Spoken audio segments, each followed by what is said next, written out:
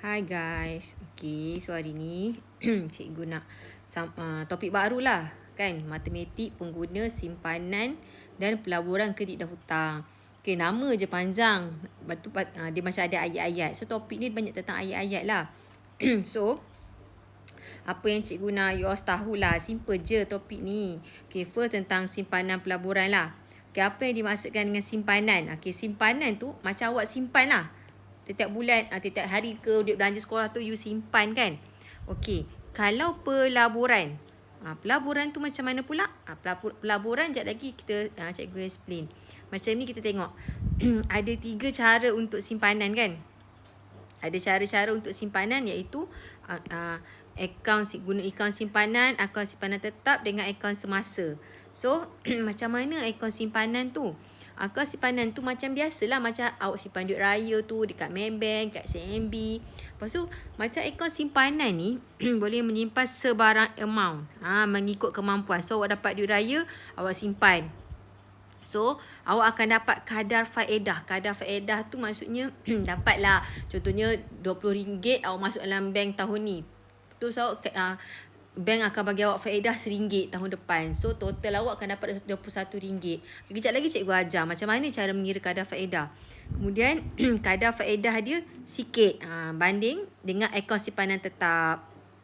So, duit awak simpan raya tu boleh keluarkan dekat boleh keluarkan dekat bank. Betul tak? Guna kad. Okey, kalau akaun simpanan tetap ni, maksudnya awak buka satu akaun, contohnya duit raya awak setiap tahun awak masuk akaun tu. Tapi untuk satu tempoh seperti 3 bulan, 9 bulan atau 1 tahun. Maksudnya awak kata akaun ni, duit raya ni aku akan ambil 9 tahun lagi. Maksudnya selepas 9 tahun baru awak boleh ambil duit raya tu. Itu kita panggil akaun simpanan tetap. Dia tak sama macam akaun simpanan. Okey, pemegang akaun akan tawarkan kadar faedah yang lebih kompetitif. Maksudnya lagi banyak kadar faedah. Contohnya awak simpan RM10, awak nak ambil 10 tahun lagi. Setiap tahun dia akan bagi mungkin kadar faedah RM8. Setiap tahun naik RM8, RM8. So lagi banyak lah berbanding akaun simpanan. Okey. Once dikeluarkan sebelum tempoh, kalau keluarkan sebelum tempoh 9 tahun tu, kadar faedah maknanya yang RM8 awak akan dapat setiap tahun tu akan jadi kurang lah. Kemudian akan dapat sijil. Kalau akaun simpanan tetap. Setiap bank ada akaun simpanan tetap. So kalau macam you all raya ni kan, nak buat akaun simpanan tetap duit raya kan. Okey, saya tahun ni dapat duit raya RM10,000. Contoh. Lepas tu masuk dalam akaun. Nak masuk dalam akaun kan. So boleh. Buat akaun simpanan tetap. 10 tahun lagi baru ambil. So tahun depan kau jangan ambil. Tak boleh. Okey, boleh tapi nanti dia akan jadi kadar faedah akan berkurang. Okey, so akaun semasa ni, simpanan akaun semasa boleh digunakan. Okey, simpanan akaun semasa boleh digunakan untuk tujuan peribadi atau perniagaan. Okey, akaun semasa ni boleh dilakukan pihak lain melalui cek. Kita boleh guna cek. Kalau akaun simpanan dengan akaun simpanan tetap, tak boleh guna cek. Akaun semasa boleh guna cek. Simpanan, beza dia boleh guna cek. Dia boleh guna cek. Simpanan dalam akaun tidak dibayar faedah. Dia tak ada faedah. Ni. Tidak dibayar faedah. Sebaliknya dikenakan ada caj perkhidmatan. Namun terdapat juga bank yang membayar faedah kepada pemegang akaun semasa. Perlu menggunakan tak ada apa-apalah. Simple je. Selain awak guna cek, akaun semasa ni melalui kad debit dan saluran pembankan internet. Selalunya macam akaun semasa ni macam bisnes lah. Orang buat bisnes, lepas tu macam akaun PABG sekolah. Kan banyak kan duit kan. So kita boleh gunakan cek. So kita masukkan guna akaun semasa. So tahu lah simpanan. Dah faham lah tentang simpanan. Simpanan.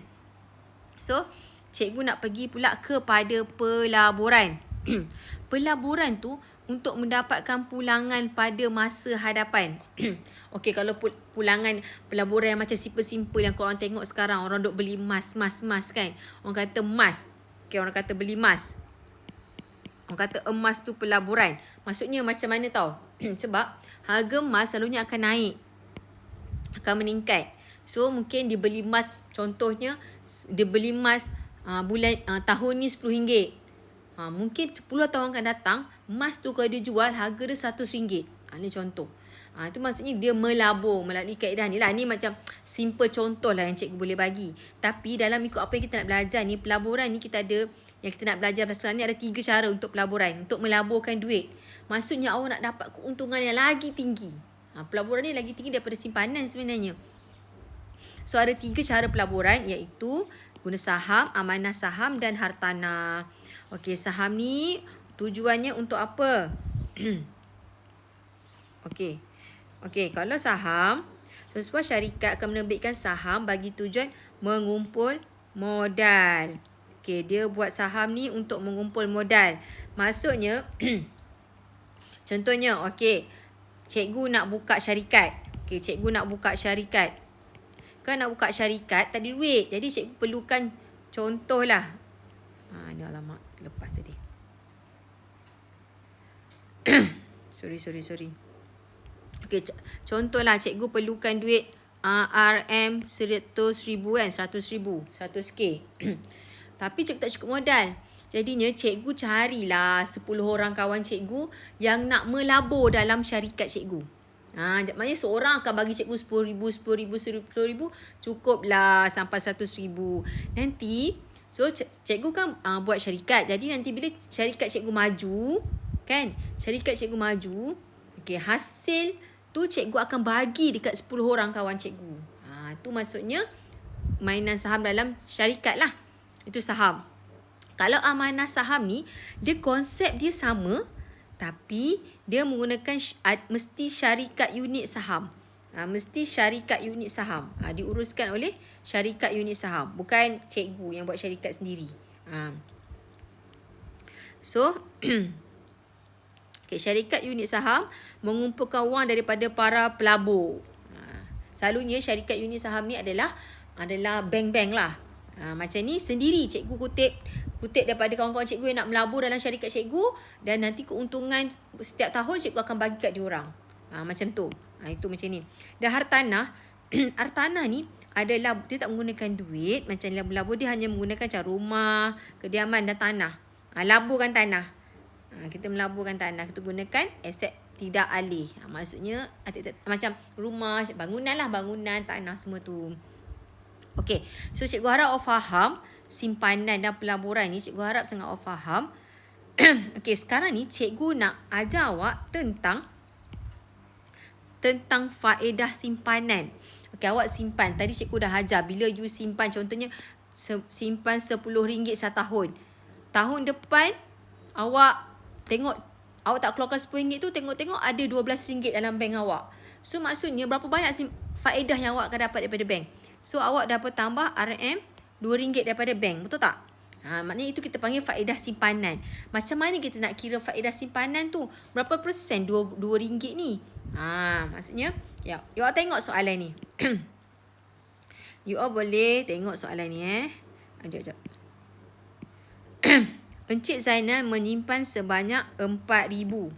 Tengok, dia simpan RM4,000 di bank Mengeraya dengan kadar faedah 2% untuk setahun. Selalunya kaedah faedah ni setahun je. Macam setahun. Berapakah faedah yang diperoleh Encik Zainal selepas 1 tahun? So awak nampak dia simpan berapa banyak? Dia simpan RM400. Lepas tu dia dapat kadar faedah 2%. Berapa faedah 2% ni? So cara dia simple sangat cikgu nak ajar kat awak. Cikgu nak ajar kat awak simple sangat. Sekejap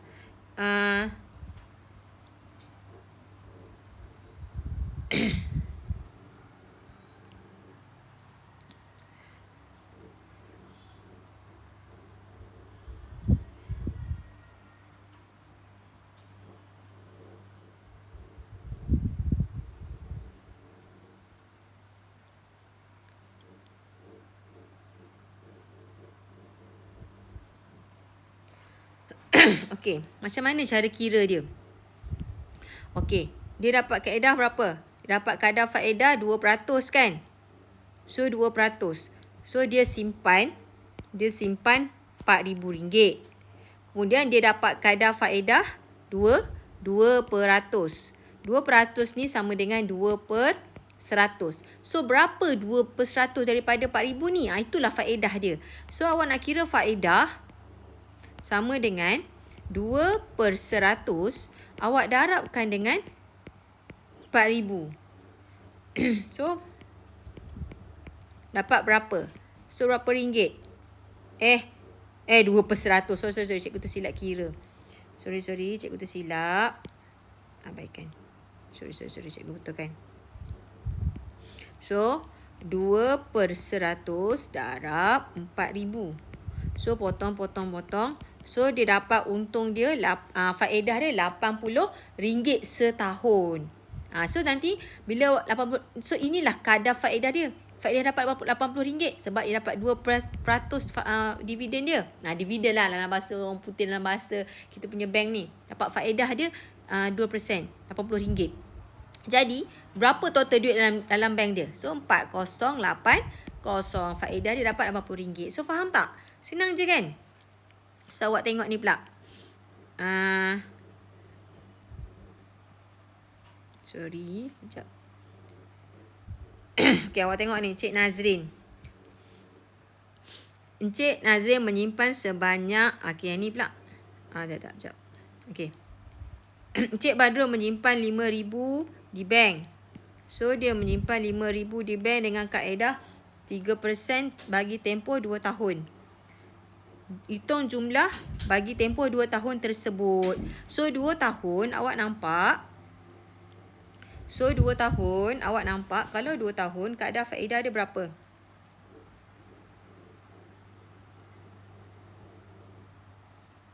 Sekejap ya.